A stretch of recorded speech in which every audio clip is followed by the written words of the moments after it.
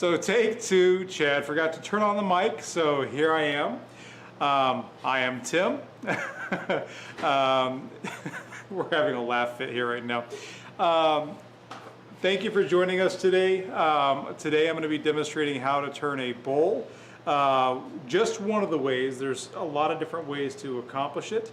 What I was saying before was I'm hoping that to help demystify it a little bit, because some people are somewhat nervous or scared or not sure about where to jump off on doing that. So I'm hoping I can help clear that up a little bit. Tim, a couple quick shout outs while Yeah. we're letting people get on here. Yeah. We got Richard. Hey, Richard. Just in the store. We got my mom. Hey, Mom. Hi, Mom. We got Randy. We got Todd. Todd Raines. We got Brick. We got Andrew. We got John. We got another Todd. We got Adam Ortiz. So we got a whole bunch. Sorry if we missed you. That's awesome. Thanks for joining us. If Todd Raines is one of those, I'm fully okay. I'm expecting a little bit of harassment, especially from you. And Jeff may be joining us later, if at all. I know that Mike Roper said he might come in and harass as well. So I expect it. If I would have it no other way.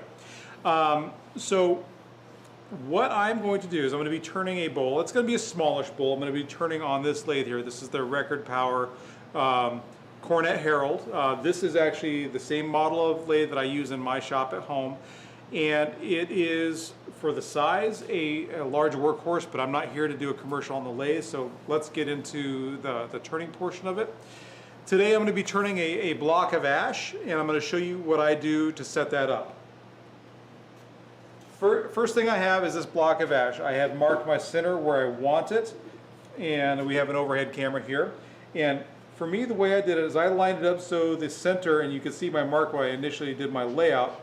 I did this so this would be centered on the grain, and by centered on the grain, I'm referring to the growth rings that you see right here. So it will be centered on both ends of that. Doing that way will produce a much better appealing eye with the grain, in my opinion, when you turn the finished bowl. You notice I've drilled a hole here. This is a hole for the woodworm screw that most chucks come with.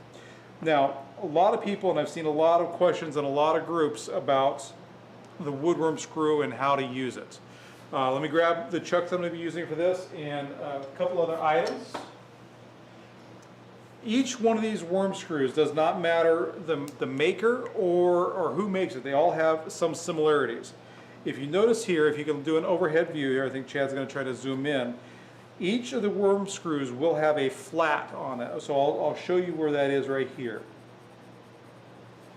And this is my woodworm screw, so Chad doesn't think I'm marking up product here for the store. I would agree. Okay.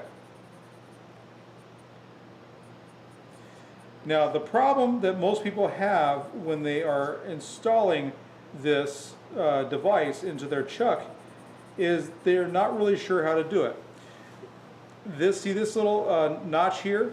This actually goes in between this portion of the jaws right here. So this portion of the jaws, let's see if I can position this better that you can see. Can you see that better? Zoom. You might want to zoom in from the top. We can't see. Okay. Let me do this then. There you go. So this little portion, can you resume? there we go.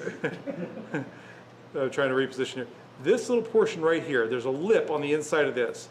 This is where that notch right here, trying to focus, that's where this notch by my finger goes, okay? Now, the big thing to keep in mind is the parts where I marked with the black marker, those are the portions that need to be actually gripped by the slides or the geared slides within the chuck. So let me go ahead and show you how I get that done.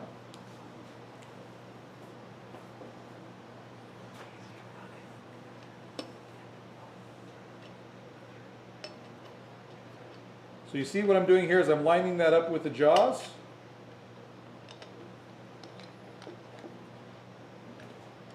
And I can see that it's not going to be rotating anymore because the jaws have actually gripped it, but I'm pulling it up. This is basically acts as a safety device. See how this won't come through like that? That's kind of a safety feature, but once I've got that in place, I will turn that tighter and tighten that down.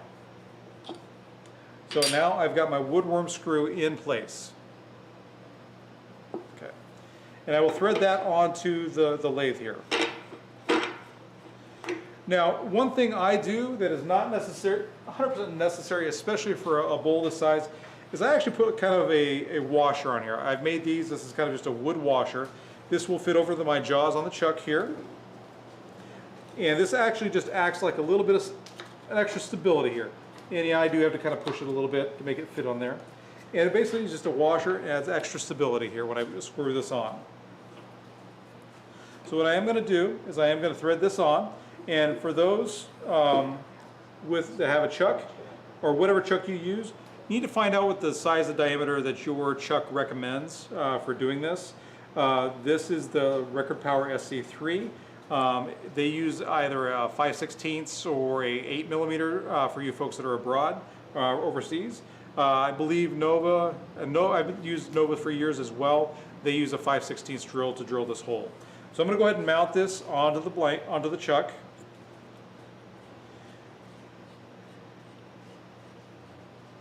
And if you do have any questions, procedure, how to do it, or why I'm doing things a certain way, by all means, please let me know. Most of the reason why I do things the way I do is because of the time I've spent turning, but also a lot of the ways in which I was taught on how to do this. So I've got this really tight on here. It's not going to go any tighter. And I'm double checking, make sure I've got the jaws tight on there. So that should not come loose on me. Now I know it looks a little bit out of balance, but I've seen a lot worse before. Now, one of the features, and one of the things I'm going to talk about with this lathe, and it'll be kind of my last commercial for this lathe, is that as I've gotten older, I've been turning for about 30 years now, and I've had a couple back injuries.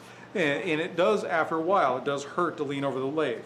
So it does get you tired, you get fatigued, and so you just want to make sure that you're doing things a little bit more ergonomically or more comfortable for you.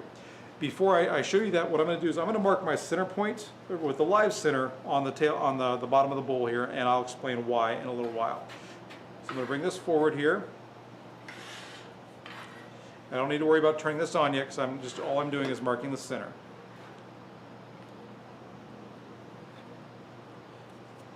Right there. And I'll just leave that right there, leave that like that right now. Now, you will see a lot of people on YouTube who will turn with the tailstock intact. And it is a good, safe measure to do that. So there's nothing wrong with that. I'm going to start a little bit with that here, and then I'm going to show you one of the features that I really like this lathe, especially when I get to the point of doing the hollowing on this thing.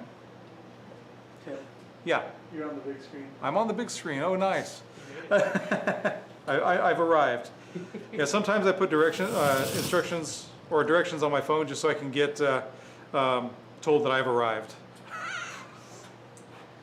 That's pretty sad, isn't it? Yeah, you forgot to start off with a joke. Oh, so since I get a lot of groans from one of our new guys here, Chris, I'm going to use the joke he told me so he can't groan at it. Yeah. So, why do scuba divers fall out of the boat backwards? Well, if they fell out of the boat forwards, they actually wouldn't be out of the boat. They'd still be in the boat. So, it is a bit, don't worry, I'm not quitting my day job. So what I'm going to do is I'm going to go ahead and start roughing the outside of this piece of wood here. This is a piece of ash.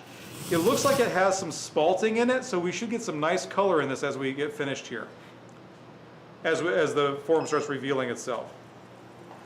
Now right now, some of my friends who know me know that I turn very fast, generally. So right now they're going to be surprised that I'm under 1,000 RPMs. And that's just basically to make sure that I get the shape balanced and more comfortable or appropriate in shape and weight. So I'm going to remove some of the extra weight here. Bear with me. If you ask a question, Chad and or Chris will ask that of me.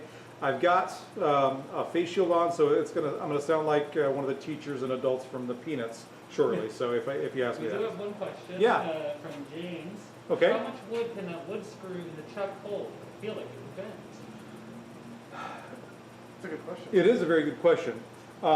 Basically, if you feel like you're having to question it, I wouldn't do it.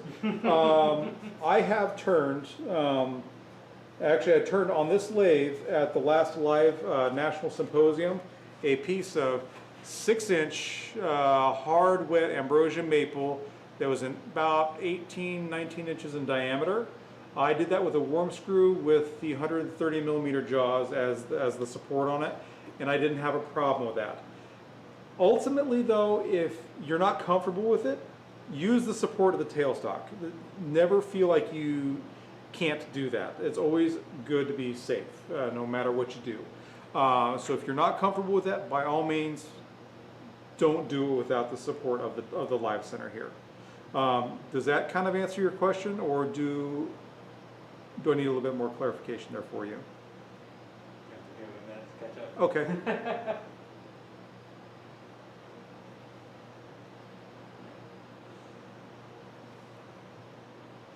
Okay, so what I'm going to do, if I did not answer your question, or if you have other subsequent questions, please go ahead and ask them. I'm going to start roughing this.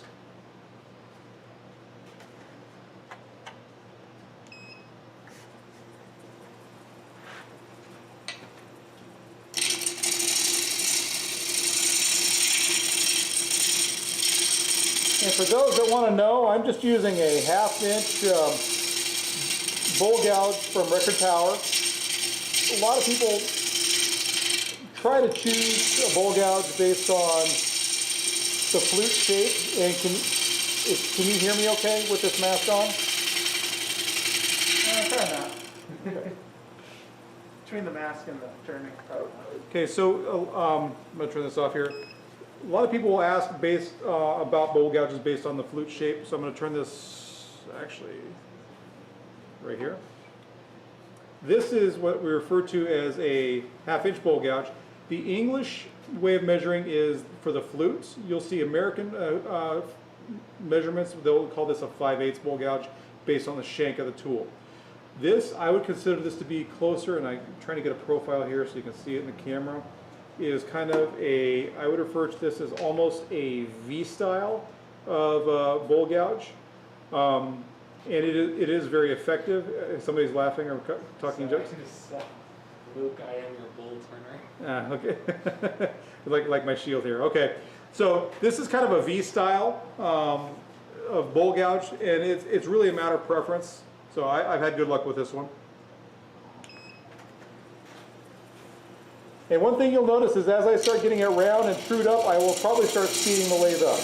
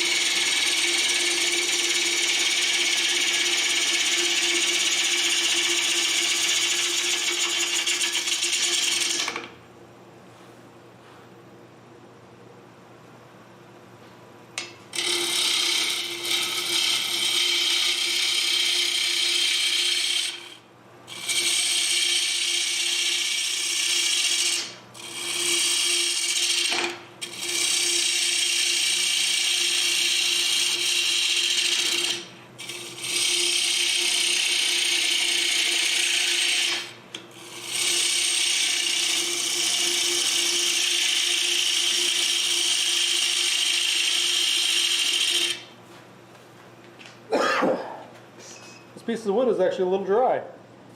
Drier than you thought, huh? Oh yeah.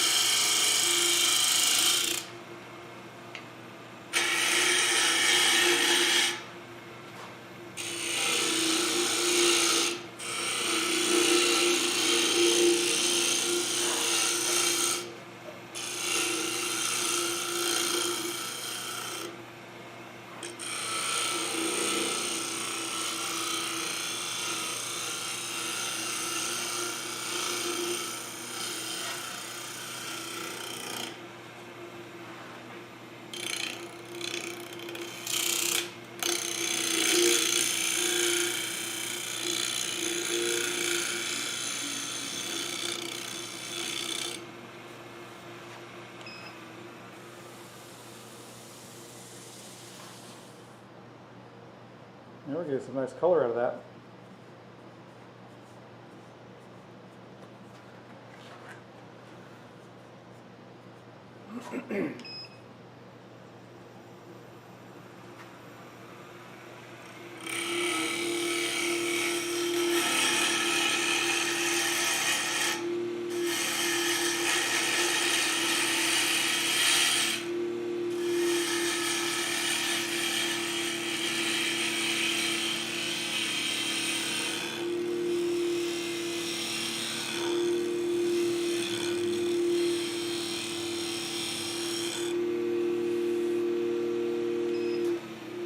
What RPM you on? Right now I'm at about 2,400 RPMs.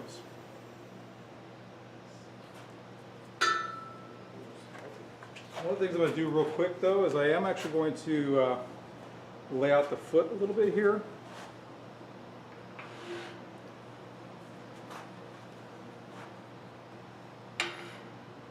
At least the tenon I use for What's a foot? the foot of the bowl. Right now, if I was going to put this as the bowl, this would be the foot, but I'm actually going to use this space here for creating a tenon to grab. This is what a lot of people refer to as the dovetail to grab for the chuck, the dovetail of the chuck. It's almost I call it a misnomer because not all chucks have dovetail jaws. A lot of them have kind of like a little claw or something to grip on at the face of the jaws. Some are dovetails. Some are what's referred to as a spigot jaw, which is basically straight with teeth on the inside. Ultimately, the shape of the tenon that you're grabbing needs to be the shape and the profile and diameter of the inside of your jaws of the chuck that you're going to use, regardless of what chuck that is. I'm using, like I said, the Record Power G3 or SC3, and I have used the Nova G3. I don't have a problem with that chuck. It's actually a really good chuck. I have a few of them. Well, I have a few chucks altogether. Some people tell me I have a problem. I don't see it that way. I think it was the first step. We do have a couple questions. Okay. James, are these videos recorded so we can watch later on your website or somewhere? That's a yes. Yes, Yeah. it will be. Turner's TV. Yep, on Turner's TV on our YouTube channel. And then Brick's Woodworking, well, it's the to know if it's better for beginners to draw a circle on the bottom. For what? For For doing this? If it helps you see it, then yes. Like on a real light color piece of wood like this or maple, I definitely would. And there are times that I still do that, simply because it is a light colored piece of wood. And sometimes, and I'll show you here, sometimes when I do the layout line with the dividers, it can be hard to see. So let me actually back this up just a little bit and set that in place so I can show you exactly what that looks like. I think he meant for your foot. Yeah, Yeah. Okay, cool. yeah.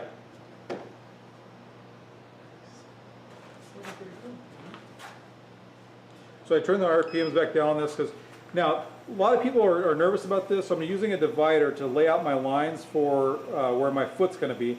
I have pre-measured this to the diameter that I know to be the interior diameter of my jaws of my chuck. In this case, I know it's 1 7/8. There's a little bit of a divot on the inside of it, so I'm going to go ahead and put this in. Now it looks like I'm going to be putting both points in contact with it. It is not the case. So I'm going to show here, and I'm hoping it'll translate into the through the camera here, but maybe not. So if you can see that, I don't know how far you can zoom in there. You can see that I'm a little outside of where that ring is. So what I'll do is I'll bring this in a little bit here. I would say that that's about perfect as far as the diameter goes. So if we can't see that, here's what I'm going to do. Normally I'll just use a pencil, but I have a marker here. I'm going to go overkill. And that's the diameter of my foot for my chuck. So yes, especially on the lighter pieces of wood, I definitely use either a pencil or, in this case, a marker, something that will make it stand out. If you're using a darker species, use a white pencil. That's completely okay. I've seen a lot of people do it that way. That's not a problem. So this gives me a jump-off point to where I need to create my foot.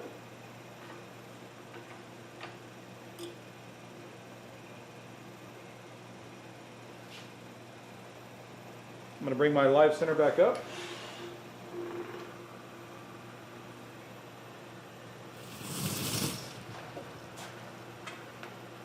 And I'm going to remove a good chunk of this material here with my bowl gouge.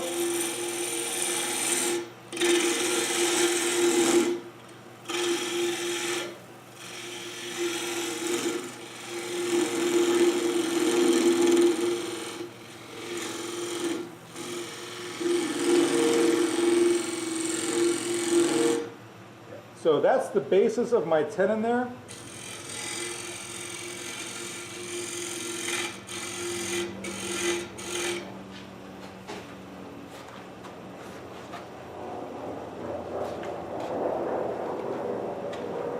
And so I'm going to stop this real quick and kind of explain what I'm going to do next. Right now I have what I would consider to be almost a 90-degree angle.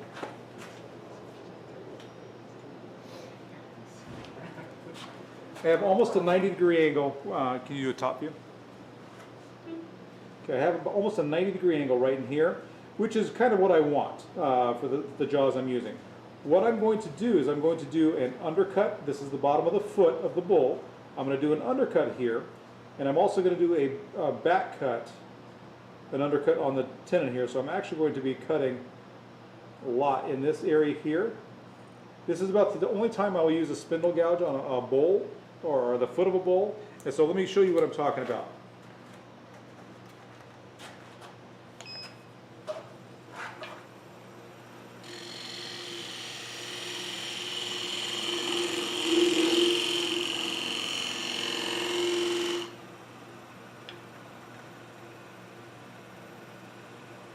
Okay.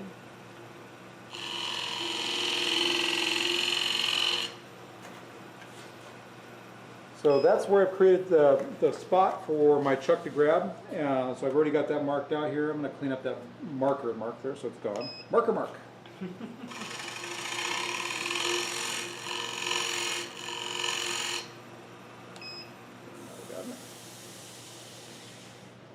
Not good enough. And I'm going to clean up this bottom real quick here, just because it irritates me.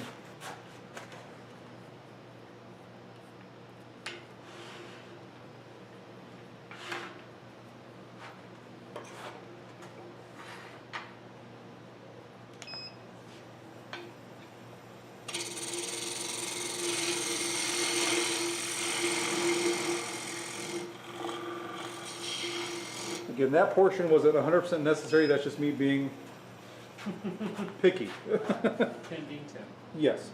So what I'm going to do now is I've got a couple little lines here, and there's just a little bit of vibration marks that cause that. What I'm going to do is I'm going to take a couple of lighter cuts and try to do nice even smoothness all the way around here.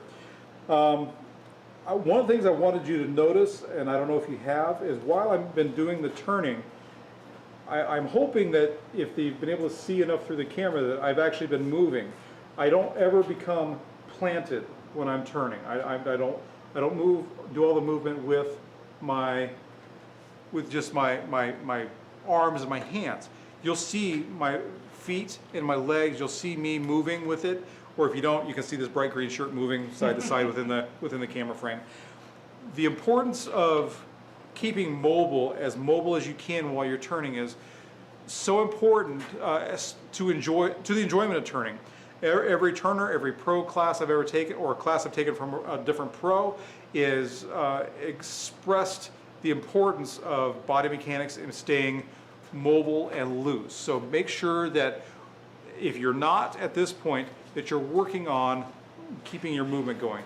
I do this when I'm doing my spindle work, when I'm turning pens or other between center items, whether I'm turning gnomes or leprechauns. People have seen some of those on my page or here in the store. That's great. If you ever see me turning, you're going to see me moving, and I definitely recommend that. So I'm going to go ahead and do those quick little cuts here, and then we're going to move on to doing one little embellishment here with a custom little tool that I made. And actually, one of the things I'm going to do, actually I'm going to do that in a minute, just a minute. Talk to myself here.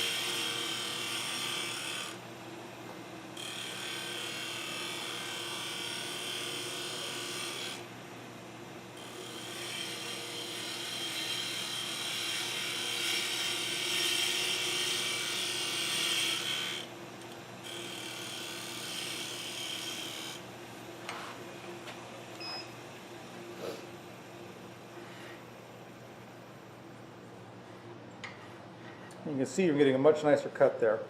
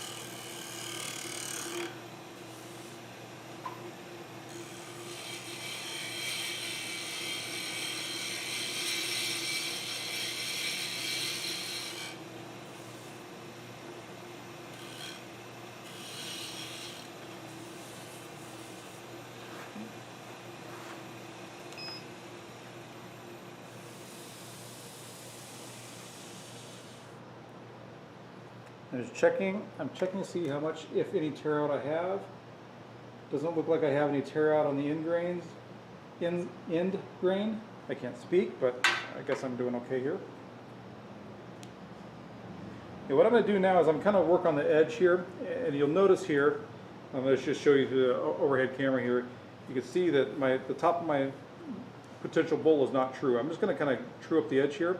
So I'm going to put a little bit of an embellishment like right about here. So I want to make sure I've got a good clean edge to, or top to base that off of.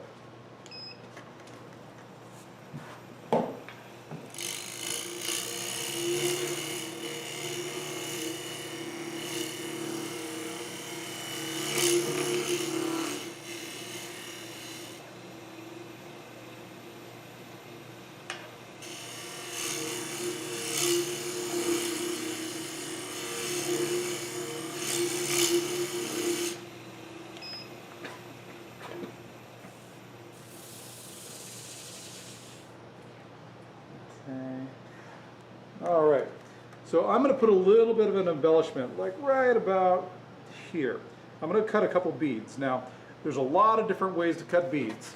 I'm going to use a shop-made or homemade beading tool that I made out of an old spindle gouge. You know, everybody ends up having those tools that they can't use anymore or can't sharpen on a standard jig anymore. Don't throw them out. You can do things with them. So what I have done is I've actually, I made a couple of beading tools. I'll show the number one here first. I used an old 1/4-inch spindle gouge and an old 3/8 spindle gouge here. So what I have done, I did this to the 1/4-inch spindle gouge because I hardly ever used it, so I was able to get nice little beads out of it. But when you can't use the jig anymore, what I ended up doing is I setting this in my tool cradle. I have the Wolverine sharpening system, and I basically look straight on at the wheel and I balance this out, and I created a bevel here. You can see that right there in the reflection of the overhead camera. And essentially, I just made a beading tool. To make this cut effectively, all I do is I will take a diamond cone, the dust getting everybody? And I will just clean up the inside here, because you need to do this anyway, because this will basically help remove some machine marks that are in there from the machining process when they made these. But you basically have a beading tool from a tool that you normally would have possibly thrown away. And I just made a couple small handles for me to use this on, so it makes it a little bit easier. I think I will do, let's just do one bead on this one.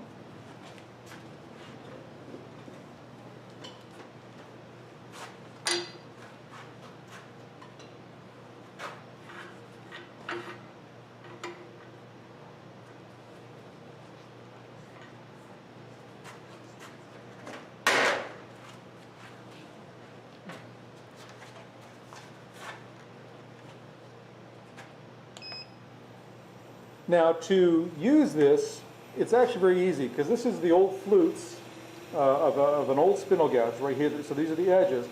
I make sure I put both of these edges on the tool rest at the same time, and I make sure both points come into contact with the workpiece at the same time as well. That way they produce the best results. So watch this here. This is actually a really cool little feature.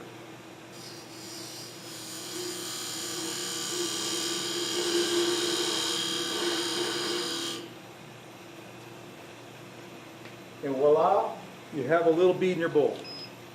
Woo!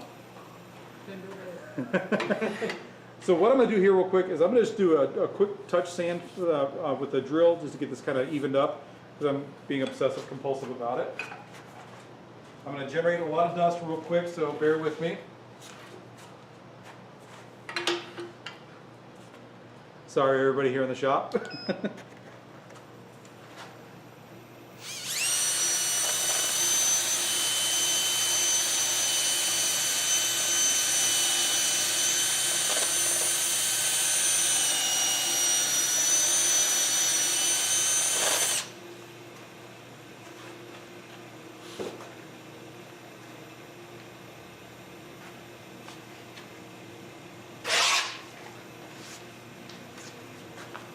I won't do a lot of that, I promise.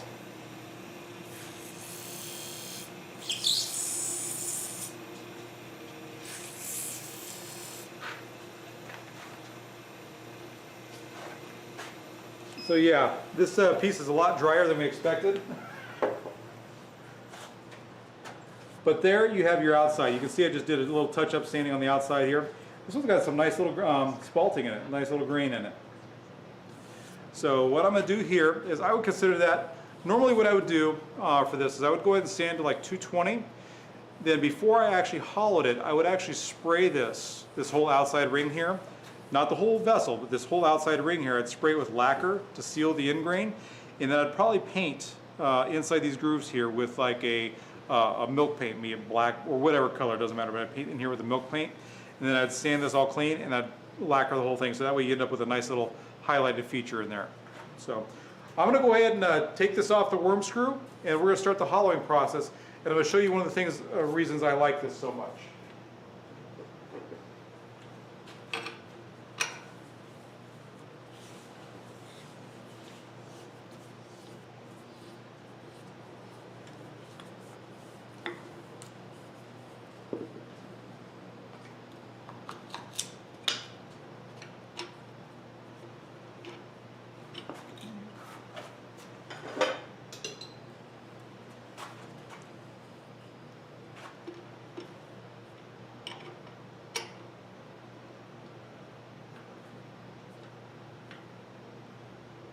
Okay. Looks like it's running true. I guess I did okay on that. Got my my tenon for my jaws done pretty well. Now the first thing I'll do is I'll true up the face on this, but here is one of the reasons why I like this lathe so much. I don't know if it was a case of when we were starting up and the microphone wasn't working, I was already talking about it and I have to go back to this, but regardless, I've been turning long enough now and I've had enough, couple back injuries over the years, so it does get a little tiring. It does hurt the back after a while of leaning over the bed to do the hollowing. So what I'm gonna end up doing, and one of the reasons why I love this lathe so much, is I can cant the head on this lathe outboard, which allows me to turn much more comfortably. And a fourth camera. We need a fourth camera angle? No, we have a fourth. Oh, nice. Move the lathe.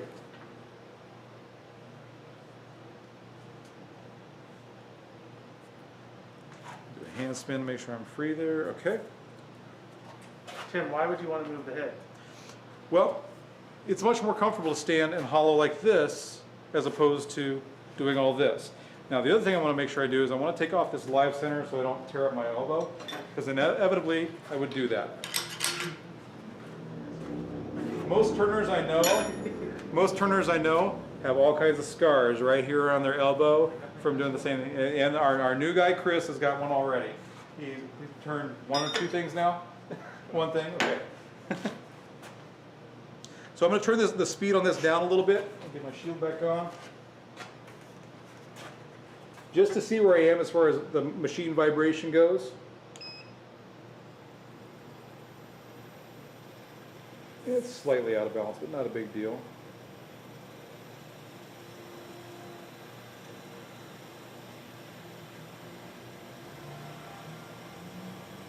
Okay, I have about 2,000 RPMs here.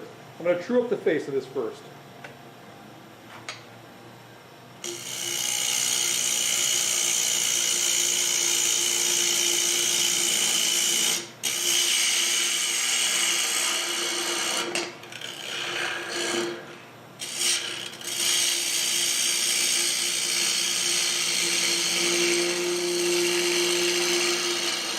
Tim, we got a question. Okay. Jeff asks, so do you even turn, bro? Is that Jeff Hornung from the Walnut Log? It could be. Oh, geez. Hey, Jeff, you should be proud of me. I'm wearing shoes and I'm wearing a face shield. And, well, I have to. Today it's actually chilly. We're at like 84 degrees, so it's chilly here today.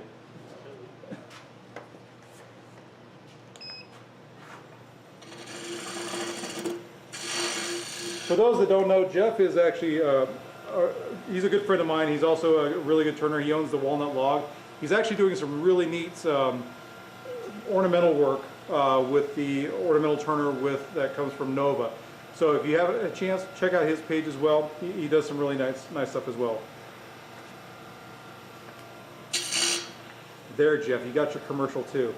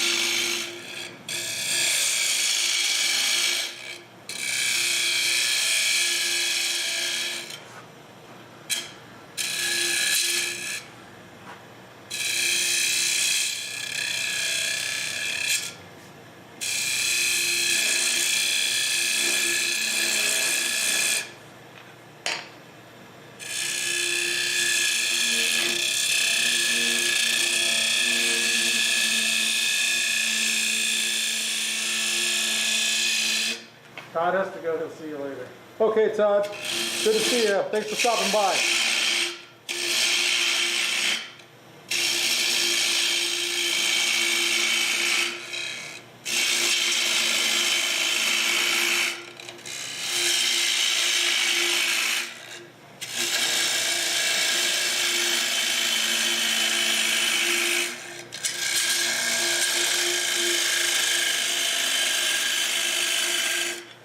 Now, one of the questions I always get asked in relation to bowl turning is about how to get consistent wall thickness and get your direction of cut.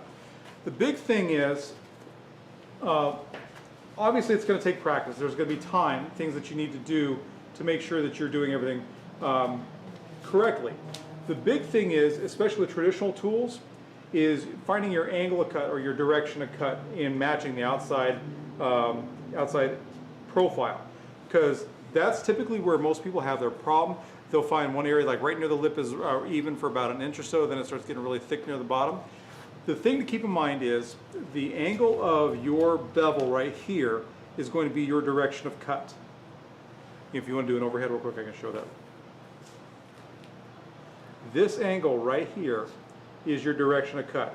So if I want to match this outside profile here, or this outside profile here, I'm going to do it on this side here so you can see on the camera. I have to match that angle or that direction of this with this bevel right here. For those that are interested in getting into bowl turning, does that make sense, or do you understand that? Or do you want to just see more of it? See more. See more? Okay. Especially as Chad and Chris are around covering up all the mics and keyboards on all the devices here, because it's so dusty.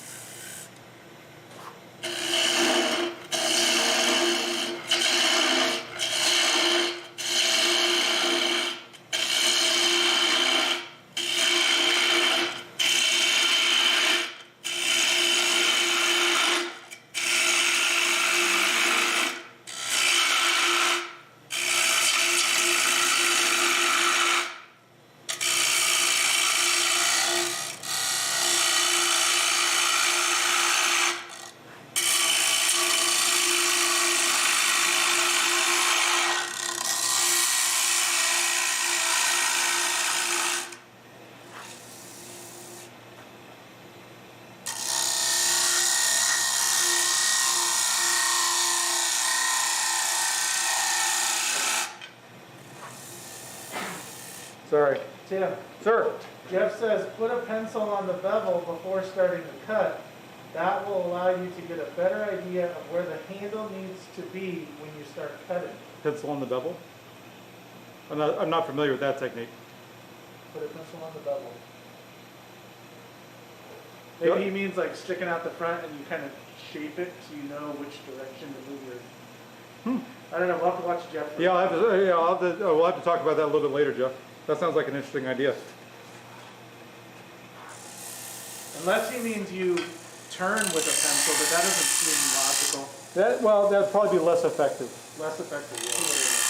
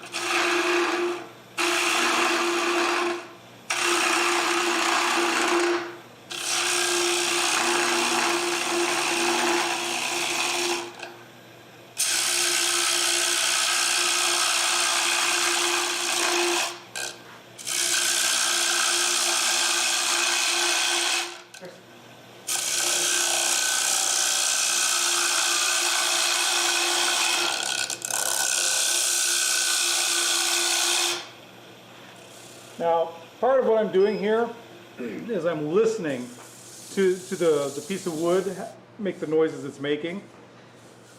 As it's getting thinner, the sound changes. So I'm listening to that as it goes. And so right now, even without even looking, I can feel a little bit, but I can also tell when I was getting there that it's still a little thick right here. And I'm going to just kind of blend that in, and I'm almost done with the inside here. This won't take me too long to finish up. Tim, Jeff says pencils have parallel sides. It makes visualizing the direction of the cut easier. Okay, that makes sense. That's a good idea. Hey, what if you're a pen turner and all you have is carbide tools? Can you turn a bowl? You can absolutely turn a bowl with carbide tools. In fact, you can actually do some pretty good results with it. The thing with carbide tools is in turning bowls, you need to learn when to do the hogging out or removing a lot more material and then doing the finishing cuts. So there's going to be different types of cuts you can even do with the same tool. I would actually recommend the round cutter if you're going to do a carbide tool. Just take your time in learning how to do the different types of cuts, because with obviously the bigger stuff I'm pulling off, I'm taking big heavy cuts. But if you saw like I did on the outside of the bowl, I backed off and I took real light cuts with it to get a more finished result. Do the same thing on the inside with the bowl gouge, but you can also do the same thing with your carbide tools if you have those. Bear with me, I'm going to reposition my tool rest here.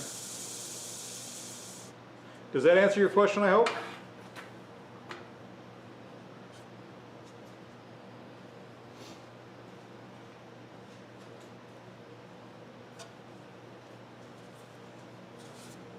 Chris wants to know why there's black in that bowl. This apparently had what's called some spalting, so apparently some moisture got in there at some point in the process of when it was either growing or cut. And so it creates a little bit of either black streaking, and this actually can be a couple different things. So it could be mold, which is what the spalting is, or it could even be some bugs got into the tree itself, and once they do their business or they die in the tree, it leaves a streaking, kind of like you see in ambrosia maple. So it can be two different sources.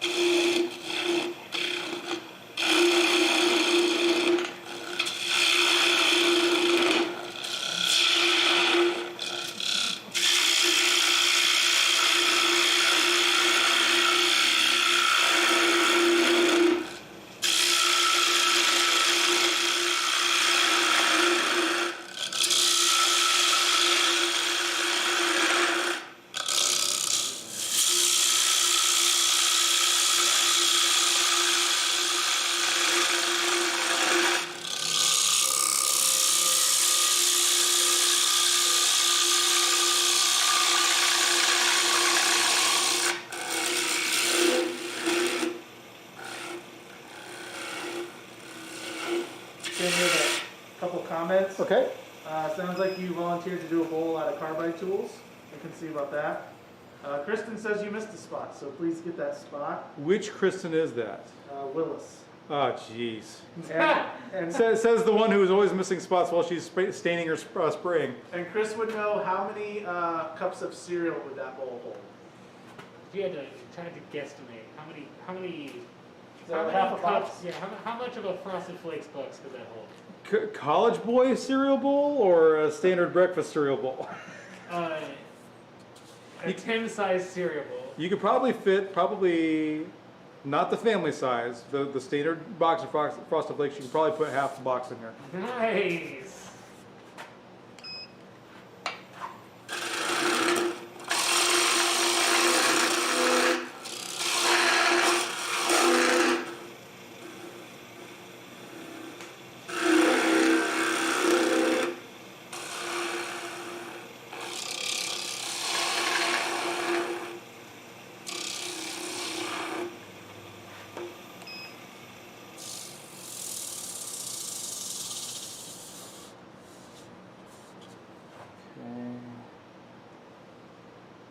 They're pretty close to the depth I want to be. So what I'm going to do is I'm going to do a quick sand on the inside.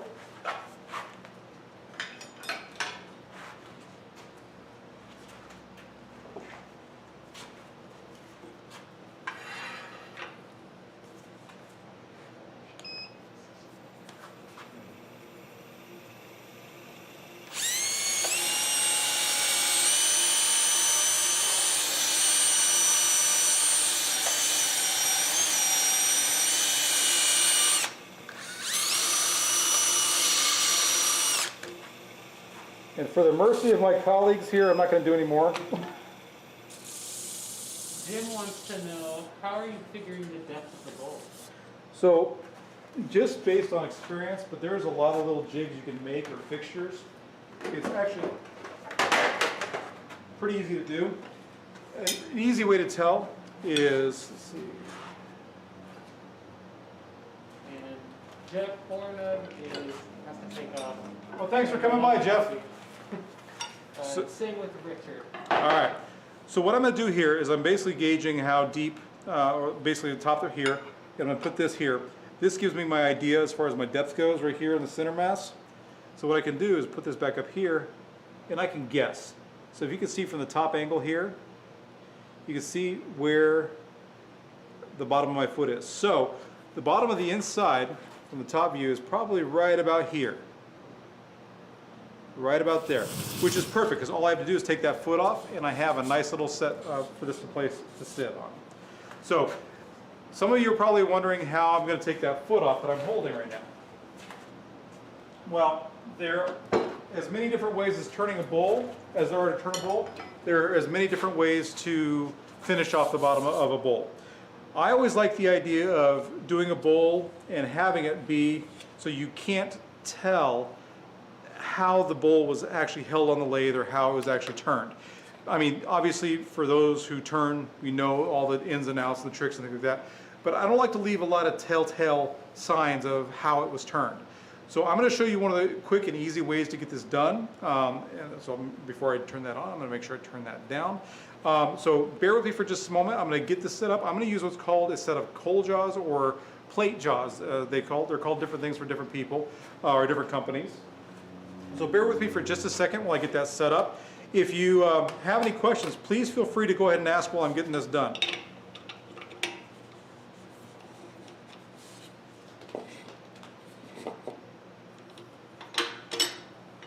And Kristen, you missed a spot too, so.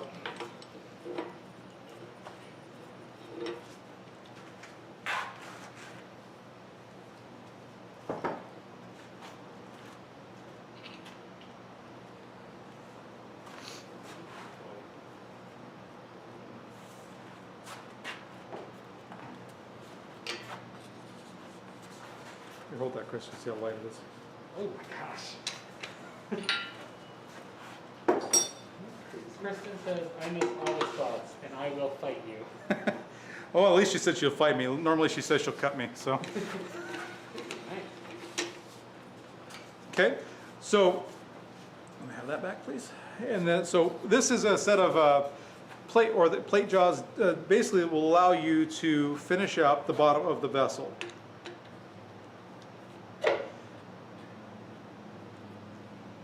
And if I was really super concerned and wanted to, I'd turn this back around and put my live center back on the center point.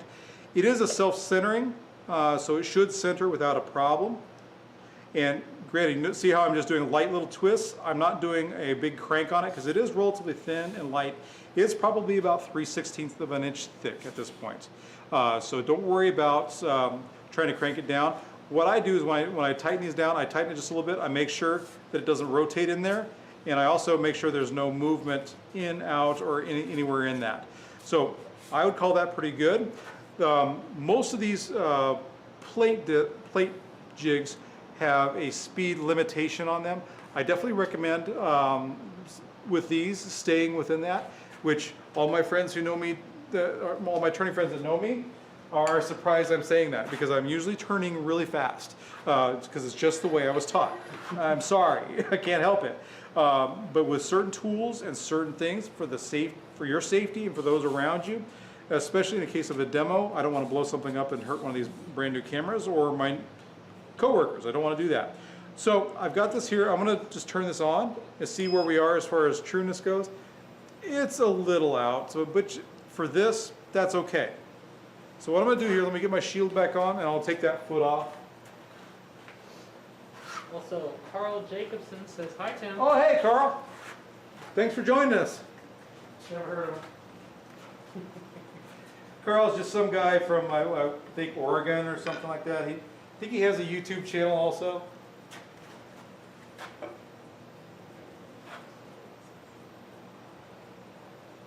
Now, right now, I'm going at about a little less than 300 RPMs. The specs on this say that I can go up to, don't go any faster than 600. So I am going to turn it up just a little bit. And I do have a digital readout that tells me how fast I'm going. Now I'm going to back that off. Okay, I am under 600 RPMs at this point. And with this, you have to take light cuts. Because if you take a heavy cut, you can actually pull this out of the fixture.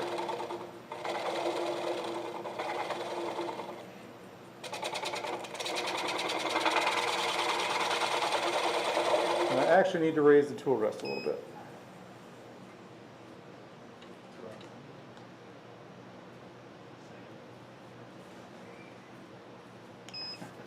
Hi, Carl.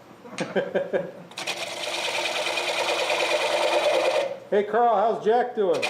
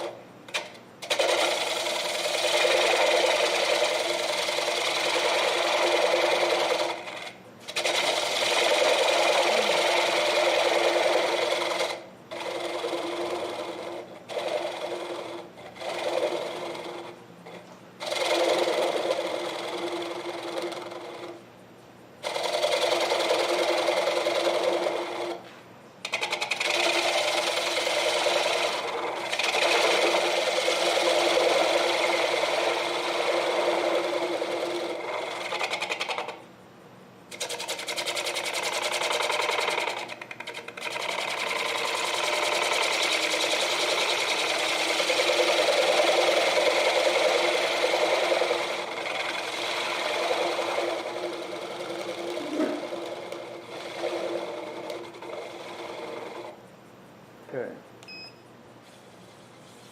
So what I'm going to do real quick is I'm going to check to see that the base is a little less than flat. And what I mean by less than flat, a little convex. I need to take off a little bit more right here to make that happen. And then I would say this is finished.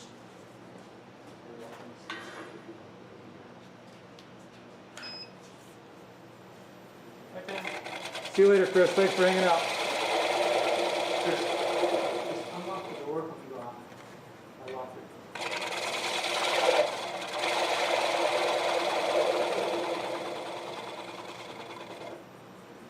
Now, this is usually the point where people will, if they've gotten this far, they will cut through the bottom and create a funnel. So there is an unspoken club within the turning community called the Funnel Club.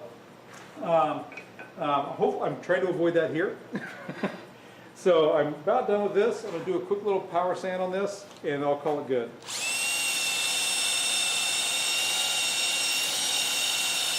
You're doing your own lighting now? So what's that? You're doing your own lighting. Yeah.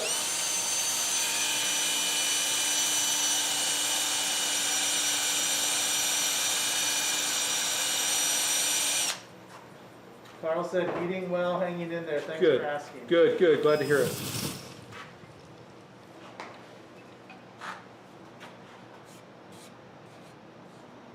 Jack is Carl and Robin's Jack Russell, I think, who has been a little sick lately, so I just want to make sure they're doing pretty well, or he's doing better. And here we go.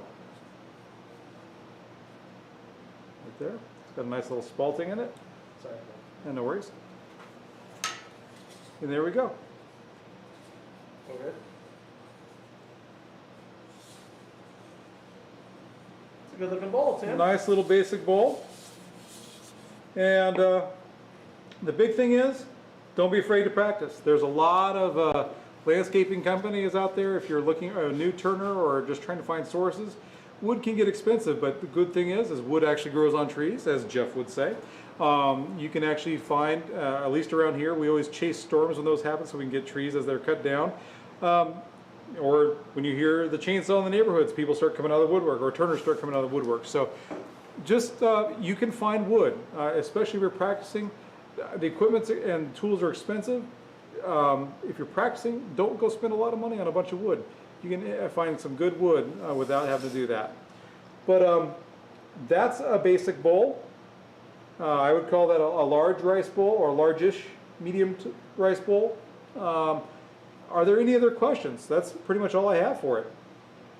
Carlos is very nice. We don't have any other questions at this time, but where can they ask questions when they think of them later? So you can always send those to us on the comments on this through the YouTube. We will answer them. If you have any questions about any of the products I've used, most of everything we've used here, or I've used here today, we have here in the store. If you have questions about those little tools I made, by all means, put those in the comments and we'll respond to those. But you can always get a hold of us here at the store. You can always comment on the Facebook page. We're always on the Facebook page answering questions there. The video will be reposted on Turner's TV. You heard Chad, it'll be posted on our Turner's TV, so it'll be Turner's Warehouse TV, that you'll see the video once we do a little bit of editing on it. And there you go. Thanks for joining us. Hope you all have a great rest of your day and a great weekend. Thanks for coming by.